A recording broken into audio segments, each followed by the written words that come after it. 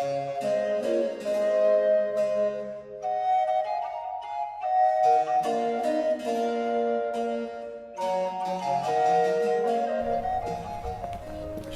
scars that never felt a wound.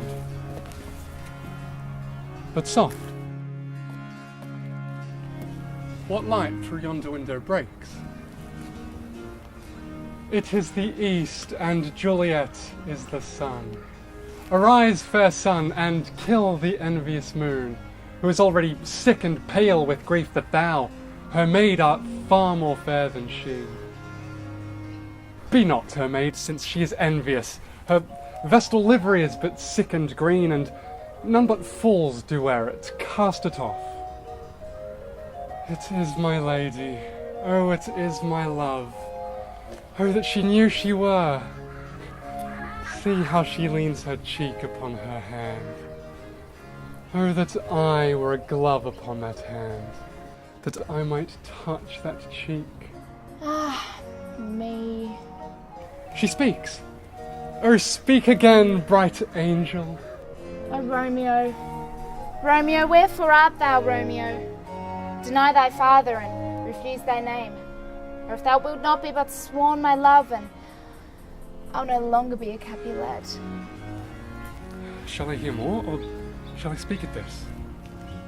'Tis but thy name that is my enemy. For art thyself though not a Montague? What's Montague? It is nor hand, nor foot, nor arm, nor face, nor any other part belonging to a man. Oh, be some other name. What's in a name?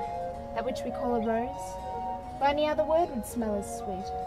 So Romeo would, were he not Romeo called, retain that deep affection which he owes without thy title.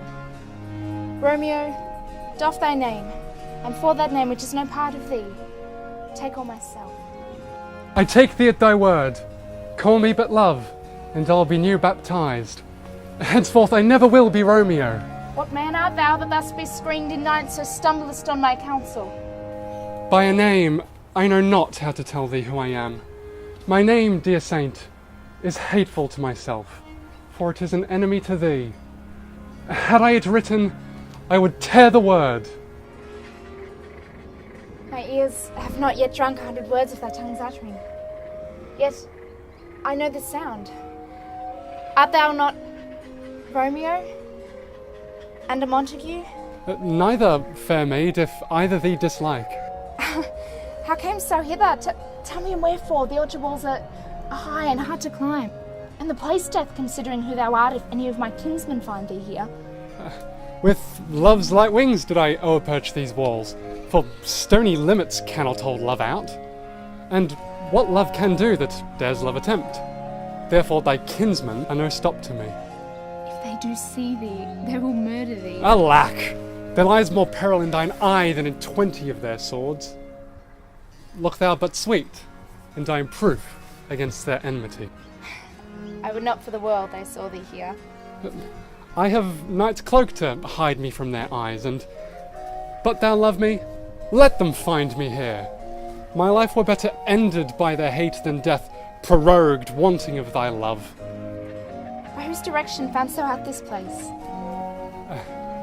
I am no pilot, yet wert thou as far as that vast shore washed with the farthest sea, I would adventure for such merchandise. Thou knowest the mask of night is on my face.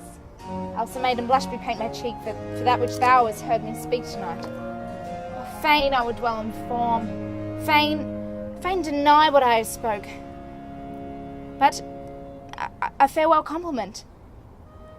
Dost thou love me? I know thou wilt say aye, and I will take thee at thy word, yet if thou swearest, they may prove false. Lady, by yonder blessed moon I swear that tips with silver all these fruit tree tops. Swear not by the moon, the inconstant moon that monthly changes in her circled orb, unless thy love prove likewise variable. Then what shall I swear by? Well, do not swear at all. Or if thou wilt, swear by thy gracious self, which is the god of my idolatry, and I'll believe thee. If my heart's dear love... Well, do not swear. For though I join thee, I have no joy of this contract tonight. It is too rash, too unadvised, too sudden. Good night, a sweet repose and rest. Come to thy heart as that within my breast. Or wilt thou leave me so unsatisfied? What satisfaction canst thou have tonight? Good night, parting is such sweet sorrow, that I shall say good night till it be morrow. Sleep dwell upon thine eyes, peace in thy breast. Would I were sleep and peace, so sweet to rest. Hence will I to my ghostly father's cell, his help to crave, and my dear hap to tell.